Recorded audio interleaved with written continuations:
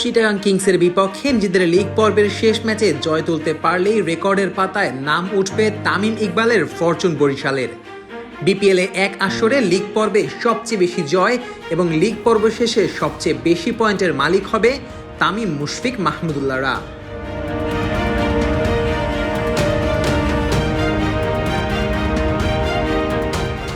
এর আগে বিপিএলের ইতিহাসে এক আসরে লিগ পর্বে সবচেয়ে বেশি পয়েন্টের রেকর্ড গড়েছিল কুমিল্লা ভিক্টোরিয়ান্স, সিলেট স্ট্রাইকার্স ও রংপুর রাইডার্স।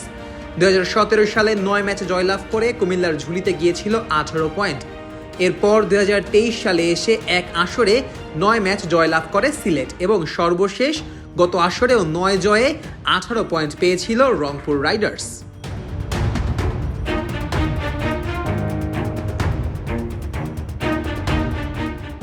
এবার 11 ম্যাচ শেষে বরিশালের ঝুলিতে আছে মোট 18 পয়েন্ট। শেষ ম্যাচে চিটাগাংকে হারাতে পারলে বরিশালের জয়ের সংখ্যাটি হবে 10, যা লিগ পর্বে যে কোনো দলের জন্য সর্বোচ্চ। সেই সাথে পয়েন্টের হিসেবেও সবাইকে ছাপিয়ে 20-এ চলে যাবে বরিশাল।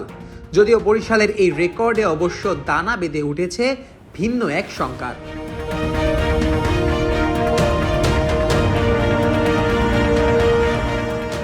ইতিহাস বলছে গত 6 আসর ধরে বিপিএল এর লিগ পর্বের টেবিল টপার দলের কাছে যায়নি শিরোপা।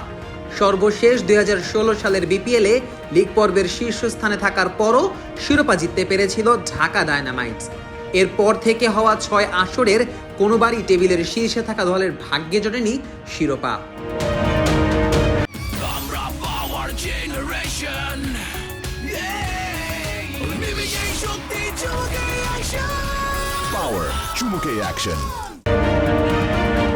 টেবিল টপার হয়ে শিরোপা জেতার ধারাটা অবশ্য প্রথমবার শুরু হয়েছিল ঢাকা গ্ল্যাডিয়েটর্সের মাধ্যমে।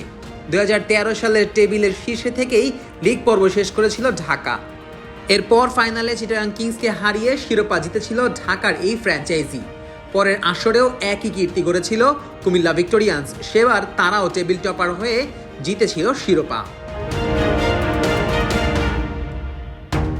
যদিও 2017 সালের আসর থেকেই টেবিল টপারদের শিরোপা হারার ধারাটা চলতেই আছে।